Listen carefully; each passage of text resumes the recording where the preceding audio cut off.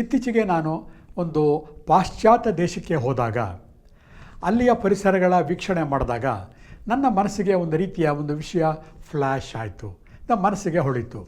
ಈ ನಾವು ದೇವರು ದಿಂಡರು ಎಲ್ಲ ನಂಬ್ತಾ ಇದ್ದೀವಿ. ಆಮೇಲೆ ಹಾಗೆಯೇ ನಮ್ಮ ಇಂಡಿಯಾಗೆ ಸಂಬಂಧಪಟ್ಟಂತಹ ಈ ಪ್ರಾಪಂಚಿಕ ವೈದ್ಯ ಇರ್ಬೋದು, ಪಾರಂಪರಿಕ ವೈದ್ಯ ಇರ್ಬೋದು, ಅದನ್ನೆಲ್ಲ ನಂಬಿ ಅದನ್ನು ನಮ್ಮ ಶ್ರೋತೃಗಳಿಗೆ ಉಣಬಡಿಸ್ತಾ ಇದ್ದೀವಿ. ಹಾಗಾದರೆ ಈ ದೇಶದಲ್ಲಿ ನಾನು ಹೋದಾಗ ಒಂದು ಇಟಲಿಗೆ ಹೋಗಿದ್ದೆ. ಇಟಲಿಯಲ್ಲಿ ಹೋಗಿರುವಾಗ ಅಲ್ಲಿ ಹೇಗಿರ್ಬೋದು, ಅಲ್ಲಿಯೂ ನಮ್ಮ ಥರ ಜನಗಳಿದ್ದಾರೆ. ಅವರೊಳಗೆ ಕಷ್ಟ ಕಾರ್ಪಣ್ಯ ಬರೋದಿಲ್ವಾ, ಅವರು ಹೇಗೆ ಪರಿಹರಿಸ್ಕೋತಾರೆ, ಅವರ ಒಂದು ವಿಧಾನವೇನು, ಇದನ್ನು ಒಂದು ವಿಶ್ಲೇಷಣೆ ಮಾಡೋಣ ಅಂತ ತೀರ್ಮಾನ ಮಾಡಿ ನನ್ನ ಡೈರಿ ಮತ್ತು ಪೆನ್ನನ್ನು ತಗೊಂಡು ಅಲ್ಲಿಯ ದೇಶ ಪರ್ಯಟನೆಯನ್ನು ಮಾಡಿದೆ. ಪರ್ಯಟನೆ ಮಾಡಿದಾಗ ಒಂದು ಹೊಸ ಲೋಕವೇ ನನಗೆ ತೆರೆಕೋತು ಬಂಧುಗಳೇ. ನಿಮ್ಮಲ್ಲಿ ಎಷ್ಟೋ ಜನ ಗೊತ್ತಿದ್ದೀರಾ, ಎಷ್ಟೋ ಜನ ಅಲ್ಲೆಲ್ಲ ಪ್ರವಾಸಗಳನ್ನು ಮಾಡಿದ್ದೀರಾ, ಗಮನಿಸಿರ್ತೀರ. ಆದರೆ ಇದು ಗಮನಿಸಿಲ್ಲದೆ ಇರುವಂಥವ್ರಿಗಾಗಿ ಓಪನ್ ಆಗ್ತಿರುವಂತಹ ಒಂದು ವಿಶೇಷ ಸರಣಿ. ಮಾನವರು ನಿಜವಾಗಲೂ ದೇವಾತ್ಮರಾಗಬಹುದೇ? ನಾವು ಹೇಳ್ತೀವಿ ಯು ಬಿಕಮ್ ಅನ್ ಏಂಜಲ್ ಅಂತ ಹೇಳ್ತೀವಿ ಬೇರೆ ದೇಶಗಳಲ್ಲಿ. ಓನು ಏಂಜಲ್ಸ್ ಆಗಿಬಿಡು, ಪುಟ್ಟ ಮಗುವನ್ನು ಅವ್ರು ಹೇಳೋದ ಹಾಗೆ, ನೀನು ಆರ್ಡಿನರಿ ಪರ್ಸನ್ ಆಗಬಾರ್ದು, you should become an angel ಅಂತ ಹೇಳ್ತಾರೆ. ನನಗೆ ಆಶ್ಚರ್ಯ ಆಯಿತು, ಏನು ಮನುಷ್ಯ ದೇವಾತ್ಮ ಅಥವಾ ದೇವತಾತ್ಮ ಆಗೋದು ಸಾಧ್ಯನಾ? ನಿಮಗೆಲ್ಲ ಗೊತ್ತಿದೆ, ಹಿಂದೆ ರಾಜ್ಕುಮಾರ್ ಅವರಿದ್ದಾಗ ಅವರು ಹೋದ ನಂತರ ಎಲ್ಲರೂ ಹೇಳ್ತಾರೆ ಅವನು ದೇವತಾತ್ಮ. ಅಂದರೆ ಅವನು ದೇವರ ಶಕ್ತಿ ಇರುತ್ತಲ್ಲ, ಅದರ ಆತ್ಮಕ್ಕೆ ಸಮನಾದಂತಹವನು, ಅಂದರೆ ಅತ್ಯುನ್ನತ ಮಟ್ಟದ ವ್ಯಕ್ತಿ. ಯಾವಾಗ ಒಬ್ಬ ವ್ಯಕ್ತಿ ನಾವು ದೇವತಾತ್ಮ ಆಗ್ತಾನೆ ಅಂತ ನೋಡೋಣ ಬನ್ನಿ. ನನ್ನ ಜೊತೆ ನನ್ನ ಸ್ನೇಹಿತ ವೆಂಕಿ ಕೂಡ ಬಂದಿದ್ದ ಇಟಲಿಗೆ. ಅವನು ಹೇಳ್ತಾ ಇದ್ದ, ಯಾವಾಗಲೂ ಈ ಜೀವನ ಯಾವಾಗಲೂ ಬೋರು ಕೋಣ, ಅದೇ ನಿದ್ದೆ, ಅದೇ ಊಟ, ಅದೇ ಇದು, ಏನಪ್ಪ ದುಡ್ಡು ಸಾಲೋದಿಲ್ಲ, ಲೈಫಲ್ಲೇ ಬೇಜಾರಾಗ್ಬಿಡ್ತಾ ಇದೆ, ಅದೇ ಹೆಂಡತಿ ಹೇಳ್ತಿರ್ತಾಳೆ, ಅದೇ ಗೆಳತಿ ಹೇಳ್ತಿರ್ತಾಳೆ ಅಂತ. ಅದು ಇನ್ನೊಬ್ಬಳು ನಮ್ಮ ಟ್ರೂಪ್ನಲ್ಲಿ ಮಂಗಳೂರಿನ ಒಬ್ಬಳ ಗೆಳತಿ ಬಂದಿದ್ಲು. ಅವಳು ಹೇಳ್ತಿರ್ತಾಳೆ, ಸರ್ ನಮ್ಮ ಟೈಮೇ ಸಾಲ್ತಾ ಇಲ್ಲ, ಏನು ಫಾಸ್ಟಾಗಿ ಹೋಗ್ತಾ ಇದೆ ಸರ್ ಇದು ಅಂತ ಹೇಳ್ತಾ ಇರ್ತಾಳೆ. ನನ್ನ ಟ್ರೂಪಲ್ಲಿದ್ದಂತಹ 5-6 ಜನಗಳಲ್ಲಿ ಒಬ್ಬೊಬ್ಬರ ಭಾವನೆಗಳು ಕೂಡ ಭಿನ್ನವಾಗಿದ್ವು. ಕೆಲವರು ಬೋರ್ ಅಂತ ಹೇಳ್ತಿರ್ತಾರೆ, ಕೆಲವರಿಗೆ ಸಮಯನೇ ಇಲ್ಲ ಅಂತ ಹೇಳ್ತಿದ್ದಾರೆ, ಇನ್ನು ಕೆಲವರು ನನ್ನ ಜೀವನದಲ್ಲಿ ಅದು ಮಾಡಬೇಕು, ಇದು ಮಾಡಬೇಕು, ನನಗೆ ಯಾರೂ ಸಹಾಯ ಮಾಡಲ್ಲ ಅಂತ ಹೇಳ್ತಾ ಇದ್ದಾರೆ. ಹಾಗೆ ಒಬ್ಬೊಬ್ಬರ ಅಭಿವ್ಯಕ್ತಿಗಳು ಕೂಡ ಬೇರೆ ಬೇರೆ ಆಗ್ತಾ ಇರುತ್ತೆ.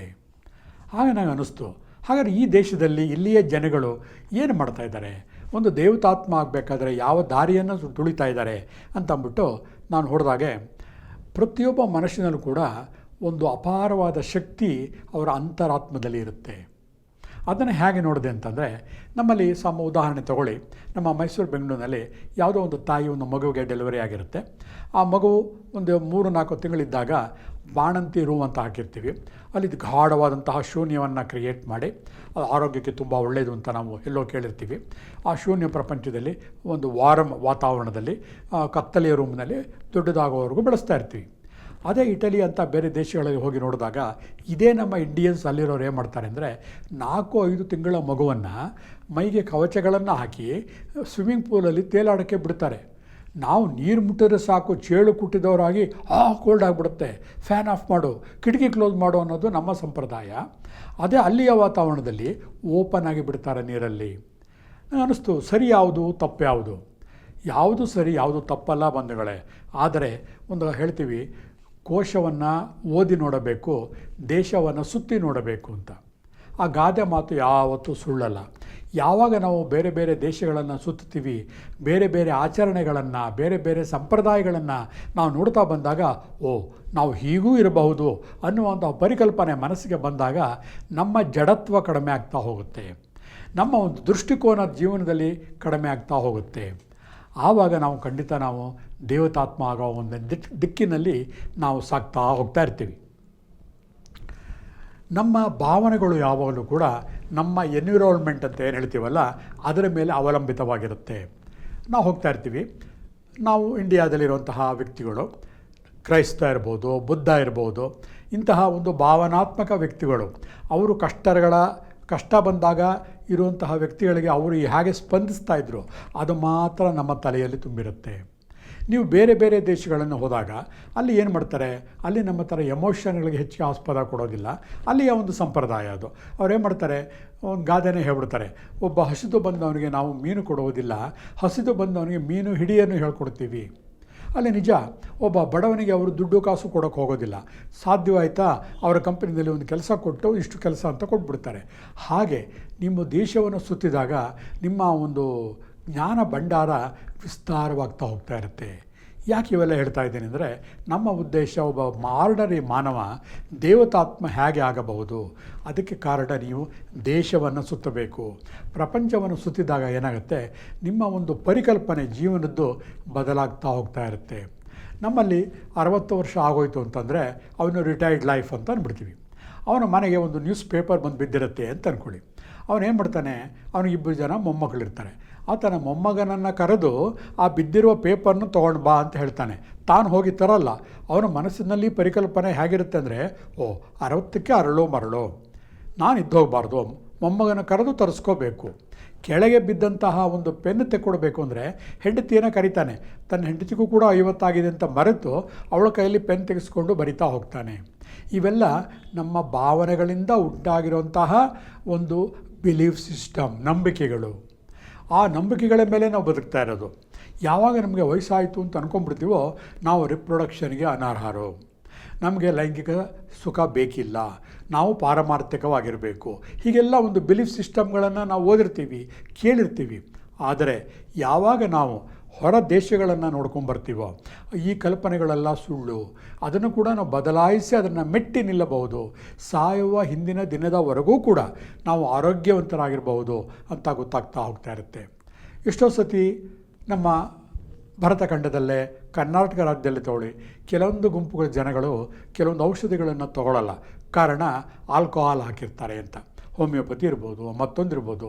ಅವರ ಒಂದು ರಿಲಿಜಿಯಸ್ ಥಾಟ್ ಏನಿರುತ್ತೆ ಅಂದರೆ ಡ್ರಿಂಕ್ಸ್ ತೊಗೊಳ್ಳೋದು ತಪ್ಪು. ಆದರೆ ಒಂದು ವಿಷಯವನ್ನು ಅವ್ರು ಮರಿತಾ ಇರ್ತಾರೆ, ಪ್ರಪಂಚದಲ್ಲಿರುವಂತಹ ಚರಾಚರ ವಸ್ತುಗಳು ಕೂಡ ಪಂಚಭೂತಗಳಿಂದನೇ ಆಗಿರ್ಬೋದು. ಅದು ಹಾಲಿರ್ಬೋದು, ಆಲ್ಕೋಹಾಲ್ ಇರ್ಬೋದು, ಎಲ್ಲ ಪಂಚಭೂತಗಳಿಂದನೇ ಆಗಿರೋದು. ಹೌದು ತಾನೆ? ಅಂದಮೇಲೆ ಅದಕ್ಕೂ ವ್ಯತ್ಯಾಸ ಇಲ್ಲ. ಯಾವುದೇ ಒಂದರ ಮಾರ್ಗವಾಗಿ ಹೋಗಿ ಜೀವನವನ್ನು ಹಾಳು ಮಾಡಿಕೊಳ್ಳುವುದರ ಬದಲು ಔಷಧಿ ಪ್ರಮಾಣದಿಂದ ತೊಗೊಂಡಾಗ ಯಾವುದೂ ಕೂಡ ತೊಂದರೆ ಆಗೋದಿಲ್ಲ. ಆ ಜ್ಞಾನೋದಯ ಯಾವಾಗ ಆಗುತ್ತೆ ಅಂದರೆ ದೇಶ ಸುತ್ತಿದಾಗ ಮಾತ್ರ. ಹಾಗೆ ನಿಮ್ಮ ಜೀವನದಲ್ಲಿ ಯಾವುದಾದ್ರೂ ಒಂದು ಸಂದರ್ಭ ಬಂತು, ಒಂದು ಬೇರೆ ಕ್ಷೇತ್ರಕ್ಕೆ, ಪರದೇಶ ಅಂದರೆ ಬೇರೆ ದೇಶವೇ ಆಗಬೇಕು ಅಂತಿಲ್ಲ, ಪರ ರಾಜ್ಯ ಕೂಡ ಆಗ್ಬೋದು, ನೀವು ಹುಟ್ಟಿದ ಊರಿಂದ ಬೇರೆ ಊರು ಕೂಡ ಆಗ್ಬೋದು. ಹೋಗುವ ಒಂದು ಸದವಕಾಶಗಳನ್ನು ಖಂಡಿತ ಕಳೆದುಕೊಳ್ಬೇಡಿ. ಪ್ರತಿಯೊಂದು ಅನುಭವವೂ ಕೂಡ ನಿಮ್ಮ ಭಾವನೆಗಳ ಮೇಲೆ ತನ್ನ ಛಾಪನ್ನು ಒಚ್ಚುತ್ತಾ ಇರುತ್ತೆ. ಒಂದು ಸತಿ ನಿಮಗೆಲ್ಲ ಹೋಗಬೇಕು ಅಂದರೆ, ಅಯ್ಯೋ ನಾನು ಇರೋದು ಹಳ್ಳಿ, ಮೈಸೂರು ಹತ್ರ ಹಳ್ಳಿನಲ್ಲಿ, ಕೆ ಆರ್ ಪುರಮಲ್ಲಿ, ನನಗೆ ಯಾಕೆ ಬೇಕು, ನನ್ನ ಬೆಳೆ ಇದೆ, ನನ್ನ ತೋಟ ಇದೆ, ಅವ್ರು ನೋಡ್ಕೊಂಡು ಆರಾಮಾಗಿ ಇರ್ತೀನಿ. ಅದು ಆರಾಮ ಅಲ್ಲ, ಅದು ಸ್ಟ್ಯಾಗ್ನೇಟೆಡ್ ಮೈಂಡ್. ಕೊಳಚೆಯ ನೀರು ನಿಂತು ಸೊಳ್ಳೆಗಳನ್ನು ಹೇಗೆ ಉತ್ಪಾದನೆ ಮಾಡುತ್ತೋ ಆ ಮಟ್ಟಕ್ಕೆ ಸಮ. ನಾವು ಸಂದರ್ಭ ಸಿಕ್ಕಿದಾಗ ಹೊರ ಪ್ರಪಂಚಕ್ಕೆ ಬರಬೇಕು, ಹೊರ ಪ್ರಪಂಚ ಹೇಗಿದೆ ಅಂತ ನೋಡಬೇಕು, ಸೌಂದರ್ಯವನ್ನು ಸವಿಬೇಕು, ಅಲ್ಲಿರುವಂತಹ ಅನಾಚಾರಗಳನ್ನು ನೋಡಿ ಹುಷಾರಾಗಬೇಕು. ಹೀಗೆ ಕಲಿಕೆಯ ಮಾರ್ಗಕ್ಕೆ ನಮಗೆ ಬೇಕು ದೇಶ ಪರ್ಯಟನೆ. ಯಾವ ವ್ಯಕ್ತಿ ದೇಶ ಪರ್ಯಟನೆ ಮಾಡ್ತಾನೆ, ಕೋಶ ಓದಿದಷ್ಟಕ್ಕಿಂತ ಜಾಸ್ತಿ ಜ್ಞಾನವನ್ನು ಸಂಪಾದನೆ ಮಾಡ್ತಾನೆ. ಇದು ನಮ್ಮ ಆರೋಗ್ಯ ಸುಧಾರಣೆಗೂ ಕೂಡ ಕಾರಣವಾಗ್ತಾ ಹೋಗುತ್ತೆ. ನಾವು ಹುಟ್ಟಿದಾಗಿಂದ ಸುಮಾರು ಒಂದು 50-60 ವರ್ಷದವರೆಗೆ ಒಂದೇ ರೀತಿ ಅಕ್ಕಿ, ಒಂದೇ ರೀತಿ ಗೋಧಿನ ಉಪಯೋಗಿಸ್ತಾ ಇರ್ತೀವಿ. ಕೆಲವೊಂದು ಬೇರೆ ಪ್ರದೇಶಗಳಿಗೆ ಹೋದಾಗ, ಇದರ ಬದಲು ನಾನು ರಾಜಮುಡಿ ಅಥವಾ ಕೆಂಪಕ್ಕಿ ಅಲ್ಲೆಲ್ಲ ಉಪಯೋಗಿಸ್ತಾ ಇದ್ದಾರೆ, ನಾನು ಯಾಕೆ ಪ್ರಯತ್ನ ಪಡಬಾರ್ದು? ಸ್ವಲ್ಪ ಪ್ರಯತ್ನ ಪಟ್ಟಾಗ ನಮ್ಮ ಆರೋಗ್ಯದಲ್ಲೂ ಕೂಡ ಬದಲಾವಣೆ ಆಗೋದನ್ನು ನಾವು ಕಾಣಬಹುದು. ಹಾಗಾಗಿ ಕೆಲವೊಂದನ್ನು ನಾವು ದೇಶ ಪರ್ಯಟನೆ ಮಾಡ್ಬೋದು, ಕೋಶಗಳನ್ನು ಓದಬಹುದು. ಕೆಲವರು ಕೇಳ್ಬೋದು, ನೀವು ಬಾಯಲ್ಲಿ ಏನೋ ಹೇಳ್ಬಿಡ್ತೀರಾ, ಆರ್ಥಿಕವಾಗಿ ನಾವು ಹಿಂದುಳಿದವರು, ನಮ್ಮ ದೇಶನ ಪರ್ಯಟನೆ ಮಾಡೋಕ್ಕೆ ದುಡ್ಡು ಕಾಸು ಏನಿಲ್ಲ. ಖಂಡಿತ ಇಲ್ಲ ಬಂಧುಗಳೇ. ಆ ಒಂದು ವಾದವನ್ನು ನಾನು ಅಲ್ಲಗಳೆಯುತ್ತೇನೆ. ಕಾರಣ, ಇವತ್ತು ವಿಶ್ವವನ್ನು ನೀವು ಕಾರು, ಮೋಟಾರು, ಏರೋಪ್ಲೇನ್ಗಳಲ್ಲೇ ಹೋಗಿ ಸುತ್ತಬೇಕಿಲ್ಲ. ಹೌದಲ್ವಾ? ದೇಶ ಪರ್ಯಟನೆ ಹೇಗೆ ಮಾಡ್ಬೋದು? ಜಸ್ಟ್ ಗೂಗಲ್ಗೆ ಹೋಗಿ ಅಥವಾ ನಿಮ್ಮ ಮೊಬೈಲ್ಗಳಲ್ಲಿ. ಇವತ್ತೊಂದು ಸಾಮಾನ್ಯ ಪ್ರಜೆ ಕೂಡ ಮೊಬೈಲ್ಗಳನ್ನ ಇಟ್ಕೊಂಡಿರ್ತಾನೆ. ಇಂಟರ್ನೆಟ್ ಇರೋಂಥ ಜಾಗದಲ್ಲಿರೋವಂಥ ವ್ಯಕ್ತಿಗಳು ಬೇರೆ ಬೇರೆ ದೇಶಗಳನ್ನು ಕೂತ ಕಡೆಯೇ ನೀವು ದೈಹಿಕವಾಗಿ ಹೋದರೆ ತುಂಬ ಸಮಯ ತಗೋಬೋದು. ಆದರೆ ಈ ಥರ ಇಂಟರ್ನೆಟ್ ಮುಖಾಂತರ ಹೋದಾಗ ಎಲ್ಲ ದೇಶಗಳನ್ನು, ನಿಮಗೆ ಇಷ್ಟವಾದಂತಹ ಬೇರೆ ಬೇರೆ ಕ್ಷೇತ್ರಗಳನ್ನು ಆಯ್ಕೆ ಮಾಡಿಕೊಂಡು ನೀವು ಅಲ್ಲಿಗೆ ಹೋಗಿ ಭೇಟಿ ಮಾಡಬಹುದು, ಸಂವಹನ ಮಾಡಬಹುದು. ಅಲ್ಲಿರುವಂತಹ ವ್ಯಕ್ತಿಗಳ ಜೊತೆ ನೀವು ವಿಷಯಗಳನ್ನು ಡಿಸ್ಕಸ್ ಮಾಡಿ ಅಲ್ಲಿಯ ವಿಷಯಗಳನ್ನು ತಿಳ್ಕೊಬೋದು. ನಿಮಗೆ ಮನಸ್ಸಿಗೆ ಹಿಡಿಸಿದಂತಹ ವಿಷಯವನ್ನು ಡೌನ್ಲೋಡ್ ಮಾಡಿಕೊಂಡು ಶೇಖರಣೆ ಮಾಡಿಕೊಂಡು ಪ್ರಿಂಟ್ ಹಾಕಿಸ್ಕೋಬೋದು. ಇಷ್ಟು ಒಂದು ಮಾಡ್ರನ್ ಟೆಕ್ನಾಲಜಿ ನಮ್ಮ ಕೈನಲ್ಲಿರುವಾಗ, ಅಂಗೈಯಲ್ಲಿರುವಂತಹ ಅರಮನೆ ಇರುವಾಗ ದೇಶ ಪರ್ಯಟನೆ ಯಾಕೆ ಬೇಕು ಅಲ್ವಾ? ಇವತ್ತು ನಾವು ಮಕ್ಕಳುಗಳನ್ನು ಬೈತಾ ಇರ್ತೀವಿ, ಮೊಬೈಲ್ ನೋಡಬೇಡ, ಅದು ನೋಡಬೇಡ, ಇದು ನೋಡಬೇಡ ಅಂತ. ಮೊದಲು ಅದು ನಿಲ್ಲಬೇಕು. ಆದರೆ ಯಾವುದನ್ನು ನೋಡಬೇಕು ಅನ್ನೋದನ್ನು ಹೇಳ್ಕೊಡ್ಬೇಕಷ್ಟೇ ವಿನಃ ಮೊಬೈಲೇ ನೋಡಬೇಡ ಅನ್ನೋದು ಅಕ್ಷಮ್ಯ ಅಪರಾಧ. ಯಾವಾಗ ಮೊಬೈಲು ನೋಡಬೇಡ ಅಂತ ಹೇಳ್ತೀವೋ ನಾವಾಗಿ ಅವರ ಬೆಳವಣಿಗೆಯನ್ನು ಉಂಟು ಮಾಡ್ತಾ ಇರ್ತೀವಿ. ಉದಾಹರಣೆಗೆ ಇವತ್ತು ಯಾವುದೋ ಒಂದು ಹ್ಯೂಮನ್ ರ್ಯಾಲಿ ಇತ್ತು, ಅಲ್ಲಿಗೆ ರಿಜಿಸ್ಟ್ರೇಷನ್ ಮಾಡಬೇಕು. ನಮಗೆ ಮಾಡೋಕ್ಕೆ ಬರೋದಿಲ್ಲ. ನಾವು ಒಂದು ಏಜಿನ ವಯಸ್ಸಿನ ಮಟ್ಟವನ್ನು ಮುಟ್ಟಿರ್ತೀವಿ. ತಕ್ಷಣ ನಮ್ಮ ಮೊಮ್ಮಕ್ಕಳನ್ನ ಕರಿತೀವಿ, ಇದೊಂದು ರಿಜಿಸ್ಟ್ರೇಷನ್ ಮಾಡೋ ಬೇಗ. ತಕ್ಷಣ ಟಕ ಅಂತ ಮಾಡಿಬಿಡ್ತಾನೆ. ಅದೇ ಜ್ಞಾನ ಭಂಡಾರ. ಆ ಮಕ್ಕಳಿಗೆ ಹೇಗೆ ಬಂತು? ಆ ವಯಸ್ಸಿನಲ್ಲಿರುವಂತಹ ವಾಯು ಪ್ರಕೃತಿ ಆ ಮಕ್ಕಳಿಗೆ ಆ ಥರ ಒಂದು ಅದಮ್ಯ ಚೇತನವನ್ನು ಕೊಟ್ಟಿರುತ್ತೆ. ಆ ಅದಮ್ಯ ಚೇತನವನ್ನು ನಾವು ಕಟ್ ಮಾಡುವ ಮುಖಾಂತರ, ಬಂಧಿಸುವ ಮುಖಾಂತರ ಅವರನ್ನು ಹಾಳು ಮಾಡ್ತಾಯಿದ್ದೀವಿ. ಆವಾಗ ಅವರು ಕದ್ದು ನೋಡೋಕ್ಕೆ ಶುರು ಮಾಡ್ತಾರೆ, ನೋಡಬಾರದ್ದನ್ನು ನೋಡ್ತಾ ಇರ್ತಾರೆ. ಆದರೆ ಆ ಥರ ಮಾಡುವ ಬದಲು ಅದನ್ನೇ ಚಾನಲೈಸ್ ಮಾಡಿದಾಗ, ನೋಡು ಅವ್ರನ್ನ ಉಪಯೋಗಿಸ್ಕೊಳ್ಳಿ ಆ ಮಕ್ಕಳುಗಳನ್ನು. ನೋಡು ಈ ಥರ ಇದೆ, ಇವಾಗ ನಿನಗೆ ಯಾವುದೋ ಒಂದು ಡೈಕೊಂಡಾದಲ್ಲಿ ಒಂದು ಆರ್ಟ್ ಸ್ಪರ್ಧೆ, ಅದು ಫುಟ್ಬಾಲ್ ಆಸಕ್ತಿ ಇರುತ್ತೆ ಆ ಹುಡುಗನಿಗೆ. ನೋಡು ಬೇರೆ ದೇಶದ ಆಫ್ರಿಕಾದಲ್ಲಿ ಯಾವ ಥರ ಆಡುತ್ತಾರೆ ತೋರಿಸು, ಆ ಮಗುಗೆ ಆಸಕ್ತಿಯನ್ನು ಕ್ರಿಯೇಟ್ ಮಾಡಿ. ಅಮೆರಿಕಾದಲ್ಲಿ ಹೇಗೆ ಆಡ್ತಾರೆ ಫುಟ್ಬಾಲ್ ತೋರಿಸು, ಅದರಲ್ಲಿ ಟಾಪ್ ಯಾರಿರ್ತಾರೆ ನೋಡು. ಈ ಥರ ಆಸಕ್ತಿಯನ್ನು ಕೆಡಿಸಿದಾಗ ಅವ್ರಿಗೇನಾಗುತ್ತೆ, ಅವರು ಹರಿದು ಹಂಚಿ ಹೋಗ್ತಿರುವಂತಹ ಒಂದು ಅಕ್ಷಿ ಪಟಲ ಜೊತೆಗೆ ಮಾನಸಿಕ ಪಟಲ ಎರಡೂ ಕೂಡ ಒಂದು ನಿರ್ದಿಷ್ಟವಾದ ಪಥದಲ್ಲಿ ಸಾಗೋಕ್ಕೆ ಶುರು ಮಾಡುತ್ತೆ. ಬೇರೆ ದೇಶಗಳಲ್ಲಿ ನಡೀತಾ ಇರೋದು ಇದೇನೆ. ಒಂದು ಚಿಕ್ಕ ಹುಡುಗ, 4-5 ವರ್ಷದ ಹುಡುಗ, ಅವನು ಬಸ್ ಸ್ಟ್ಯಾಂಡಲ್ಲಿದ್ದರೂ ಕೂಡ ಅವ್ನು ಮೊಬೈಲ್ ಯಾವಾಗಲೂ ಆಪರೇಟ್ ಮಾಡ್ತಾ ಇರ್ತಾನೆ. ಈವನ್ ಜಪಾನಲ್ಲೂ ಕೂಡ ಅಷ್ಟೇ. ಯಾವುದಾದ್ರು ಬಸ್ ಸ್ಟ್ಯಾಂಡ್ ಅಥವಾ ರೈಲ್ವೆ ಸ್ಟೇಷನಲ್ಲಿ ಹೋದರೆ ಪ್ರತಿ ಒಬ್ಬರ ಕೈನಲ್ಲೂ ಮೊಬೈಲ್ ಇರುತ್ತೆ ಬಂಧುಗಳೇ. ಪ್ರತಿಯೊಬ್ಬರು ಕೂಡ ಯಾರು ತಲೆ ಎತ್ತು ಒಬ್ಬರನ್ನೊಬ್ಬರು ನೋಡೋದೇ ಇಲ್ಲ. ಎಲ್ಲರೂ ಕೂಡ ತಲೆ ತೆಗೆಸ್ಕೊಂಡು ಅವತ್ತಿನ ಕಾರ್ಯಕ್ರಮಗಳು ಪ್ರೋಗ್ರಾಮ್ ಮಾಡೋದು, ಶೆಡ್ಯೂಲ್ ಮಾಡೋದು, ಬರೀ ಅದೇ ಪರಿಶ್ರಮದಲ್ಲಿ ಇರ್ತಾರೆ. ಹೇಗೆ ಕಾಲಗಳು ಕಲಿಯುಗ, ತ್ರೇತಾಯುಗ, ಈಗ ಬೇರೆ ಬೇರೆ ಯುಗಗಳು ಬದಲಾವಣೆ ಆಗ್ತಾ ಇರುತ್ತೋ ಹಾಗೆ ಮನುಷ್ಯನ ಒಂದು ಜೀವನ ಪರಿಧಿಯಲ್ಲೂ ಕೂಡ ಈ ಥರ ವೀಕ್ಷಣೆಗಳು ಈ ಕಾಲದ ನಿಯಮಕ್ಕೆ ಅನುಗುಣವಾಗೇ ಇದೆ. ಹಾಗಾಗಿ ಇವತ್ತು ನನ್ನ ಬೆಂಗಳೂರಿನ ಬಸವೇಶ್ವರ ಕ್ಲಿನಿಕ್ಗೆ ಬರುವಂತಹ ಸುಮಾರು ಜನಗಳು ಹೇಳೋದು, ನೋಡಿ ನಮ್ಮ ಹುಡುಗನಿಗೆ ಮೊಬೈಲಿಗೆ ಅಡಿಕ್ಟ್ ಆಗಿಬಿಟ್ಟಿದ್ದಾನೆ, ಹಾಗ್ಬಿಟ್ಟು ಏನು ಕೆಲಸನೇ ಮಾಡ್ತಾಯಿಲ್ಲ, ಪ್ರೀತಿ ವಿಶ್ವಾಸನೇ ತೋರಿಸ್ತಾ ಇಲ್ಲ. ನಾನು ಹೇಳ್ತೀನಿ, ಇದು ಅವನ ಬಾಡಿಯ DNA ಈಗಿನ ಕಾಲಧರ್ಮಕ್ಕೆ ಅನುಗುಣವಾಗೇ ಇದೆ. ನೀವೇನಾದ್ರು ಬಲವಂತವಾಗಿ ಅದನ್ನು ನೋಡೋದನ್ನು ಬಿಡಿಸ್ತಾರೆ ಇದ್ದರೆ ಮುಂದೆ ಅವನ ಪರಿಶ್ರಮ 0 ಆಗುತ್ತೆ. ಪರಿಶ್ರಮದಿಂದ ಪರಮಾತ್ಮ ಅಂತ ನಿಮಗೆ ಗೊತ್ತಿದೆ. ಅಷ್ಟೇ ಅಲ್ಲ, ಅವನು ಒಂದು ದೇವತಾತ್ಮ ಆಗಬೇಕು ಅಂದ್ರೇನೋ ಎಲ್ಲರಲ್ಲೂ ಅತೀತನಾಗಿರಬೇಕು. ಅವನ ಸುತ್ತಲೂ ಇರುವಂತಹ ಪ್ರಾಪಂಚಿಕ ವ್ಯಕ್ತಿಗಳ ಒಂದು ಬಿಲೀಫ್ ಸಿಸ್ಟಮ್ಗಿಂತ ಬೆಳೆದು ನಿಲ್ಲಬೇಕು ಅಂದಾಗ ಅವನ ಒಂದು ಜ್ಞಾನದ ಕೋಶ ಅದ್ವಿತೀಯವಾಗಿರಬೇಕು. ಅವನ ಜ್ಞಾನದ ಕೋಶ ಅದ್ವಿತೀಯವಾಗಿರಬೇಕು ಅಂದರೆ ಅವನು ದೇಶ ಸುತ್ತಬೇಕು. ದೇಶ ಸುತ್ತಬೇಕು ಅಂದರೆ ಇಂಟರ್ನೆಟ್, ಮೊಬೈಲ್ ನೋಡಬೇಕು. ನಿಮಗೆ ಆಶ್ಚರ್ಯವಾಗಬಹುದಲ್ವ? ಬಟ್ ಆದರೆ ಇದು ಕಟು ಸತ್ಯ. ಪ್ರಯತ್ನ ಮಾಡಿ ನೋಡಿ, ಒಂದು ನಿರ್ದಿಷ್ಟ ದಾರಿಯಲ್ಲಿ ಹಾಕಿಕೊಡಿ. ಅವನಿಗೆ ಆಸಕ್ತಿ ಇರುವಂಥ ಫೀಲ್ಡಲ್ಲೇ. ಈಗ ಮಗನ ಡಾಕ್ಟರ್ ಆಗ್ತೀಯೋ ಇಂಜಿನಿಯರ್ ಆಗ್ತಿರೋ ಅಂತ ಕೇಳ್ತಾ ಇದ್ದಾರೆ ನಮ್ಮ ಕಾಲದಲ್ಲಿ. ಈಗೆಲ್ಲರೂ ಏನು ಕೇಳ್ತಾ ಇದ್ದಾರೆ? ಡಾಕ್ಟರ್ ಇಂಜಿನಿಯರ್ ಕೇಳಲ್ಲ, AI ಆರ್ಟಿಫಿಷಿಯಲ್ ಇಂಟೆಲಿಜೆನ್ಸ್ ಅಂತ ಹೇಳ್ತೀವಿ. ಆದರೆ ದುರಾದೃಷ್ಟ ಅಂದರೆ ಆ ತಂದೆ ತಾಯಿಗಳಿಗೇ ಆರ್ಟಿಫಿಷಿಯಲ್ ಇಂಟೆಲಿಜೆನ್ಸ್ ಅಂದರೆ ಏನು ಅಂತ ಗೊತ್ತಿರೋದಿಲ್ಲ. ಬರೀ ಯಾವುದೋ ಒಂದೆರಡು ಉದಾಹರಣೆ ಗೊತ್ತಿರುತ್ತೆ ಅಷ್ಟೇ. ಯಾವುದೋ ಒಂದು ಮಾಲ್ಗೆ ಹೋಗಿರ್ತೀವಿ, ಅದ್ರ ಮುಂದೆ ನಿಂತ್ಕೊಂಡ ತಕ್ಷಣವೇ ಅದಾಗೆ ತಾನಾಗೆ ಸೆನ್ಸರಿಂದ ಬಾಗಿಲು ಓಪನ್ ಆಗುತ್ತೆ. ಸಣ್ಣ ಪುಟ್ಟ ಉದಾಹರಣೆಗಳನ್ನು ಕೊಡ್ತಾರೆ. ಆದರೆ ಎಷ್ಟು ಒಳ್ಳೊಳ್ಳೆ ಕೆಲಸಗಳನ್ನು ಆರ್ಟಿಫಿಷಿಯಲ್ ಇಂಟೆಲಿಜೆನ್ಸ್ ಮಾಡುತ್ತೆ ಗೊತ್ತಾ? ಅದ್ವಿತೀಯವಾದ್ದು. ಅದರ ಜ್ಞಾನ ನಮಗೇ ಗೊತ್ತಿರಲ್ಲ ದೊಡ್ಡವರಾಗಿ. ಆದರೆ ಇದೇ ಮಕ್ಕಳುಗಳನ್ನು ಆ ಒಂದು ನಿರ್ದಿಷ್ಟ ದಾರಿಯಲ್ಲಿ ಪ್ರೇರೇಪಿಸಿ, ಪ್ರೋತ್ಸಾಹಿಸಿ, ನೋಡು ನೋಡು ನೋಡು ಅಂತ ನಾವೇ ಹೇಳಿದಾಗ, ಮೊಬೈಲ್ ಕೊಡಿ, ತೆಗೆಸ್ಕೊಡಿ, ಪವರ್ಫುಲ್ ಮೊಬೈಲ್ ತಕ್ಕೊಡಿ, ಇಂಟರ್ನೆಟ್ ಹಾಕ್ಸ್ಕೊಡಿ, ಈ ದಾರಿಯಲ್ಲಿ ಹೋಗು ಅಂತ ಹೇಳಿ ಯಾತಕ್ಕೆ ಸಾಧ್ಯ ಆಗೋದಿಲ್ಲ? ನಿಮ್ಮ ಹುಡುಗ ಎಲ್ಲರಿಗಿಂತ ಮುಖ್ಯವಾದಂತಹ ದೇವತಾತ್ಮ ಆಗ್ತಾ ಇದ್ದಾನೆ. ಯಾವಾಗ ಅವನಲ್ಲಿ ಜ್ಞಾನ ಭಂಡಾರ ತುಂಬಿ ತುಳುಕಾಡುತ್ತೋ, ಪ್ರಾಪಂಚಿಕ ಒಂದು ಸ್ಪರ್ಧೆಯಲ್ಲಿ ಎಲ್ಲರಿಗಿಂತ ಅವನು ಮೇಲಿರ್ತಾನೆ.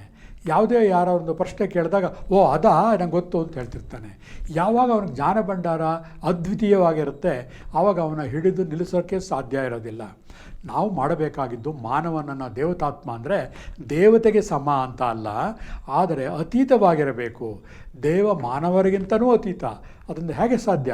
ಅವನ ಜ್ಞಾನ ಭಂಡಾರವನ್ನು ಉದ್ದೀಪನಗೊಳಿಸುವುದರ ಮುಖಾಂತರ ಮಾತ್ರ ನಾವು ಅವನನ್ನು ಮೇಲಕ್ಕೆ ತರೋಕ್ಕೆ ಸಾಧ್ಯ ವಿನಃ ಮೊಬೈಲ್ ನೋಡಬೇಡ, ಇಂಟರ್ನೆಟ್ ನೋಡಬೇಡ. ಅದು ತಪ್ಪು ಬಂಧುಗಳೇ. ಇವತ್ತಿನಿಂದನೇ ನಿಮ್ಮ ಎಲ್ಲ ಮಕ್ಕಳಿಗಿರ್ಬೋದು, ಅವರುಗಳಿಗೆ ಮೊಬೈಲ್ ತಕ್ಕೊಡಿ. ನಿಮಗೆ ಇದು ಆಶ್ಚರ್ಯ ಕಾಣಬಹುದು. ಅವ್ರಿಗೆ ಪರ್ಟಿಕ್ಯುಲರ್ ಒಂದು ದಾರಿ ಹಾಕ್ಕೊಡಿ. ಅವನ ಆರ್ಟಿಫಿಷಿಯಲ್ ಇಂಟೆಲಿಜೆನ್ಸಲ್ಲಿ ಇಷ್ಟ ಇದೆಯಾ, ಆ ಲೈನ್ನಲ್ಲಿ ಹಾಕ್ಕೊಂಡು ನೋಡು ಅಂತ ಹೇಳಿ. ಅಥವಾ ಡಾಕ್ಟರ್ ಆಗಬೇಕಾ, ಪ್ರಪಂಚದಲ್ಲಿ ಇಂಡಿಯಾದಲ್ಲಿ ಟಾಪ್ ಮೋಸ್ಟ್ ಡಾಕ್ಟರ್ ಯಾರಿದ್ದಾರೆ ಅಂತ ಕೇಳಿ, ಅದು ಬರುತ್ತೆ. ಓ ನೀನು ಅವ್ರ ಥರನೇ ಆಗಬೇಕು. ಹಿಂದೆ ಒಂದು ಕಾಲವಿತ್ತು, ಮನೆಯಲ್ಲಿರುವಂತಹ ಅಜ್ಜ ಅಜ್ಜಿಯಂದಿಯರು ಮಕ್ಕಳಿಗೆ ಶಿವಾಜಿಯ ಪಾಠ, ಬಸವಣ್ಣನವರ ಪಾಠ ಅಥವಾ ಒಂದು ಧಾರ್ಮಿಕ ವ್ಯಕ್ತಿಗಳ ಜೀವನ ಪಾಠವನ್ನು ಹೇಳ್ಕೊಡ್ತಾಯಿದ್ರು. ಇವತ್ತು ನಮ್ಮ ದುರಾದೃಷ್ಟ ಅಂದರೆ ದೊಡ್ಡವ್ರಿಗೂ ಕೂಡ ಆ ಒಂದು ಶಿವಾಜಿಯ ದೊಡ್ಡ ದೊಡ್ಡ ಗುರುನಾನಕರ ವಿಷಯಗಳು ಗೊತ್ತಿಲ್ಲ. ಹಾಗಾಗಿ ಇವತ್ತಿನ ಮಕ್ಕಳಿಗೆ ತುಂಬ ಹತ್ತಿರವಾಗಿರುವಂತಹ ಸದಾಕಾಲ ಅವ್ರಿಗೆ ಕೈಗೆ ನೆಟಕುವಂತಹ ಒಂದು ಫೀಲ್ಡ್ ಅಂತಂದರೆ ಇಂಟರ್ನೆಟ್ ಆ್ಯಂಡ್ ಮೊಬೈಲ್. ಅದರಿಂದ ದೇಶ ಸುತ್ತಿ ಕೋಶ ಓದುವುದಕ್ಕಿಂತ ಜಾಸ್ತಿಯಾಗಿ ಎಲ್ಲ ದೇಶಗಳನ್ನು ಕೂಡ ಕರತಲಾಮಲಕ ಮಾಡಿಕೊಂಡು ಎಲ್ಲ ದೇಶಗಳ ವಿಷಯಗಳನ್ನು ಕೂತ ಕಡೆಯೇ ಗ್ರಹಿಸ್ತಾ ಹೋದಾಗ ಖಂಡಿತ ಅವರು ದೇವಾತ್ಮರಾಗ್ತಾ ಹೋಗ್ತಿರ್ತಾರೆ. ಮನುಷ್ಯನಿಗೆ ಬೇಕಾಗೋದು ಶಕ್ತಿ. ಶಕ್ತಿಯೇ ಜೀವನ. ಶಕ್ತಿ ಅಂತಂದರೆ ಏನು? ಪೈಲ್ವಾನ್ ಆಗೋದಿಲ್ಲ. ಮಾನಸಿಕ ಶಕ್ತಿ. ಮಾನಸಿಕ ಶಕ್ತಿನ ಹೇಗೆ ಅಳೆಯೋದು? ಎಲ್ಲ ಫೀಲ್ಡ್ಗಳಲ್ಲೂ ಕೂಡ, ಪ್ರತಿಯೊಂದು ಕ್ಷೇತ್ರದಲ್ಲೂ ಕೂಡ ಅವನಲ್ಲಿ ಒಂದು ಅಭಿರುಚಿ ಬೆಳೆಸ್ಕೊಂಡಾಗ ಅವನ ಒಂದು ಮಾನಸಿಕ ಶಕ್ತಿ ಪ್ರಬಲವಾಗುತ್ತೆ. ಅಂಥವನೇ ಟಾಪ್. ಇವತ್ತು ನಮ್ಮ ಇಂಡಿಯಾ ಉದಾಹರಣೆ ತಗೊಳ್ಳಿ. ಎಂತಹ ದೊಡ್ಡ ದೊಡ್ಡ ಕಂಪನಿಗಳಿದ್ದರೂ ಕೂಡ ಅಲ್ಲಿಯ CEO ಟಾಪ್ ಮೋಸ್ಟ್ ತುಂಬ ಬ್ರಿಲಿಯಂಟ್ ಆಗಿರೋಂತಹ ವ್ಯಕ್ತಿಗಳೇ ಇರ್ತಾರೆ. ಅವರ ಜೀವನ ಕ್ಷೇತ್ರವನ್ನು ಅವಲೋಕನ ಮಾಡಿದಾಗ ಅವರೆಲ್ಲ ನಮ್ಮ ಭಾರತದ ಸಂಸ್ಕೃತ ವಿಷಯದಲ್ಲಿ ಪಂಡಿತರಾಗಿರ್ತಾರೆ. ಅಥವಾ ಅವರ ಸೆಕೆಂಡ್ ಲ್ಯಾಂಗ್ವೇಜ್ ಸಂಸ್ಕೃತ ಆಗಿರುತ್ತೆ. ಕಾರಣ ಅವರು ಆ ಸಂಸ್ಕೃತದ ವಿಷಯಗಳನ್ನು ಓದಿ ಅರ್ಥೈಸಿಕೊಂಡು ಅದಕ್ಕೆ ಸಂಬಂಧಪಟ್ಟಂತಹ ಗ್ರಂಥಗಳನ್ನು ನೋಡಿ ಈ ಆಧುನಿಕ ಯುಗದ IT BTಗಳಲ್ಲಿ ಬಂದಿರ್ತಾರೆ. ಅಂಥವರು ಇವತ್ತಿನ CEO ಕೂಡ ಆಗಿದ್ದಾರೆ. ನಮ್ಮ ಭಾರತದಲ್ಲೇ ಇಷ್ಟೊಂದಿರುವಾಗ ಬೇರೆ ದೇಶಗಳಲ್ಲೂ ಕೂಡ ಇದೇ ಹಾದಿ ಮುಂದುವರಿತಾ ಇದೆ. ಶಕ್ತಿಯೇ ಜೀವನ. ಶಕ್ತಿ ವೀಕ್ ಆಯಿತು ಅಂತಂದರೆ ನೆಂಟರು ಕೂಡ ನಿಮ್ಮ ಹತ್ರ ಬರೋದಿಲ್ಲ.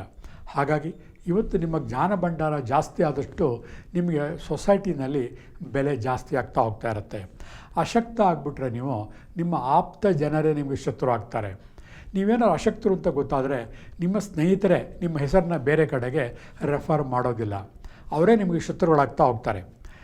ನಾವು ಯಾವುದೇ ವಿಷಯವನ್ನಾಗಲಿ ಯೋಚನೆಗಳ ಮುಖಾಂತರ ನಾವು ಆಲೋಚನೆ ಮಾಡ್ತೀವಿ. ಅಷ್ಟೇ ಅಲ್ಲ, ಒಂದು ಯೋಚನೆ ಮನಸ್ಸಿಗೆ ಬಂದ ತಕ್ಷಣವೇ ನಮ್ಮ ಮನಸ್ಸಿನಲ್ಲಿ ಒಂದು ಪರಿಕಲ್ಪನೆ, ಚಿತ್ರ ಮೂಡುತ್ತೆ. ಚಿತ್ರ ಬಂದ ತಕ್ಷಣವೇ ಅದಕ್ಕೆ ಸಂಬಂಧಪಟ್ಟಂತಹ ಒಂದು ಘಟನೆಗಳು ನಮ್ಮ ಮನಸ್ಸಿಗೆ ಬರುತ್ತೆ. ಅದೇ ನಮ್ಮ ಶಕ್ತಿ. ಹಾಗೆ ಇಂಗ್ಲೀಷಲ್ಲಿ ಹೇಳ್ತಾರೆ thought is an energy, thought plus imagination is a powerful energy ಅಂತಂದ್ಬಿಟ್ಟು. ಹಾಗಾಗಿ ಉನ್ನತಿ ಮತಿಗಳು ಏನಪ್ಪ ಅಂದರೆ ಅವರು ವಿಭೂತಿ ಪೂಜೆಯನ್ನು ಮಾಡ್ತಾರೆ. ಏನಿದು ವಿಭೂತಿ ಪೂಜೆ ಅಂತಂದರೆ ಬಸವಣ್ಣವರು ಹಾಕುವ ವಿಭೂತಿ ಅಷ್ಟೇ ಅಲ್ಲ. ಇದರ ಅಂತರಾರ್ಥ ಇದು ಅಂತಂದರೆ ಮಾನವ ತತ್ವ ಇರುವಂತಹ, ಮನುಷ್ಯತ್ವ ಇರುವಂತಹ ವ್ಯಕ್ತಿಗಳು, ಉನ್ನತವಾಗಿರುವಂತಹ ವ್ಯಕ್ತಿಗಳು. ಅಬ್ದುಲ್ ಕಲಾಮನ್ನೇ ತಗೋಣ. ಆಪೇಕ್ಷೆ ಇಲ್ಲದಂತಹ ವ್ಯಕ್ತಿಗಳು ಅಂದರೆ ಯಾರಿಂದ ಕೂಡ ಏನನ್ನೂ ನಿರೀಕ್ಷೆ ಮಾಡದೇ ಒಂದು ಸೊಸೈಟಿಗೆ, ಸಮಾಜಕ್ಕೆ ಸಹಾಯ ಮಾಡುವಂತಹ ವ್ಯಕ್ತಿಗಳನ್ನು ವಿಭೂತಿ ಪುರುಷರು ಅಂತ ಹೇಳ್ತೀವಿ. ಅಂದರೆ ಅತ್ಯುನ್ನತ ಪುರುಷರು ಅಂತ ಅಂದ್ಬಿಟ್ಟು. ಅಂತಹ ವ್ಯಕ್ತಿಗಳ ಆದರ್ಶನವನ್ನು ನಾವು ಅಂದ್ಕೊಂಡಾಗ ನಾವು ಯಾಕೆ ದೇವತಾತ್ಮ ಆಗೋದಿಲ್ಲ? ಖಂಡಿತ ಆಗಿ ಸಾಧ್ಯ ಇದೆಯಲ್ಲ. ಅದಕ್ಕೆ ಹೇಳ್ತೀವಿ ತಾಳಿದವನು ಬಾಳೆಯಾನು ಅಂತ. ನೆಟ್ಟ ಸಸಿ ಫಲ ಬರುವ ತನಕ ಶಾಂತಿಯ ತಾಳು, ಕಟ್ಟು ಬುತ್ತಿಯ ಮುಂದೆ ಉಣಲುಂಟು ತಾಳು, ಕಷ್ಟ ಬಂದರೆ ತಾಳು ಕಂಗಡದೆ ತಾಳು, ದುಷ್ಟ ಮನುಜರು ಪೇಳುವ ನಿಷ್ಠುರದ ನುಡಿ ತಾಳು, ಉಕ್ಕು ಹಾಲಿಗೆ ನೀರ ನಿಕ್ಕುವ ನಂದದಿ ತಾಳು. ಅಂದರೆ ನಮಗೆ ಬೇಕಾಗ್ತಿರೋದು ಇವತ್ತು ತಾಳ್ಮೆ, ತಾಳ್ಮೆ, ತಾಳ್ಮೆ. ಯಾವುದೇ ಕ್ಷೇತ್ರದಲ್ಲಿ ತಾಳ್ಮೆ ಹೊಂದಿದರೆ ಸಾಕು, ಖಂಡಿತ ನೀವು ದೇವತಾತ್ಮರಾಗ್ತೀರಾ. ಶಾರ್ಟ್ಕಟ್ಟಲ್ಲಿ ಹೋದಾಗ ಒಂದು ಗಾದೆ ಇದೆ, ಒಳದಾರಿ ಹಿಡಿಯಲು ದುಡುಕಿದರೆ ನಿಮ್ಮ ಬೆಳವಣಿಗೆಗೆ ಅದು ಕೇಡು ಅಂತ. ಹಾಗಾಗಿ ನೀವೆಲ್ಲ ತಾಳ್ಮೆಯಿಂದ ಇದ್ದು ಜೀವನವನ್ನು ಬೆಳಗಿಸಿ ದೇವತಾತ್ಮ ಆಗಿ ಅಂತ ಹೇಳ್ತಾ ಇವತ್ತಿನ ಕಾರ್ಯಕ್ರಮವನ್ನು ಮುಕ್ತಾಯ ಮಾಡ್ತಾಯಿದ್ದೀನಿ.